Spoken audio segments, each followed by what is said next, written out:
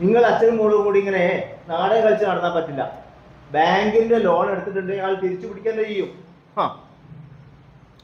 അതെ സന്വാസേ, ഇതൊരു ബാങ്കിന്റെ റിക്കവറി മാനേജറാ.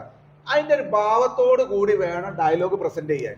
നിങ്ങൾ അതേമാതിരി ആ ഒരു ഒരു ഒരു താഴ്മയോട് കൂടി നിൽക്കും വേണം. മനസ്സിലായോ? ദാസേ, അതിന്റെ ഡയലോഗ് കുറച്ചും കൂടി ഒരു ക്ലാരിറ്റി വേണം കേട്ടോ. ഇല്ല ചേട്ടാ, ഇന്നത്തെ ഞായറാഴ്ച നിങ്ങൾക്ക് ഒഴിവില്ലേ? നമുക്ക് കൊയിലാണ്ടി കല്യാണത്തിന് പോവാല്ലേ? അല്ല, നിങ്ങൾക്ക് അന്ന് ആർക്കും വേറൊരു പണിയില്ലേ? ചേച്ചിയെ, നിങ്ങൾ അങ്ങനെ പറയരുത്. നാടകം എന്ന് പറഞ്ഞാലേ ഒരു പണിയില്ലാത്തവർക്ക് പറഞ്ഞിട്ടുള്ള പണിയല്ല. ഞങ്ങളൊക്കെ പല തിരക്കുകളും മാറ്റി വെച്ചിട്ട് തന്നെയാണ് അതിന് വരുന്നത്. നാടകം എന്താണെന്നും നാടകത്തിൻ്റെ അകത്ത് എന്താണെന്ന് പറയണമെങ്കിലേ നാടകം കാണണം.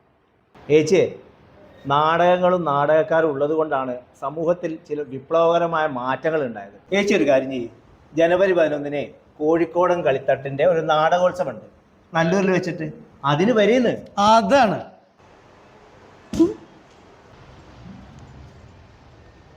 എന്നാ പിന്നെ ആ നാടകോത്സവത്തിന് പോണല്ലോ.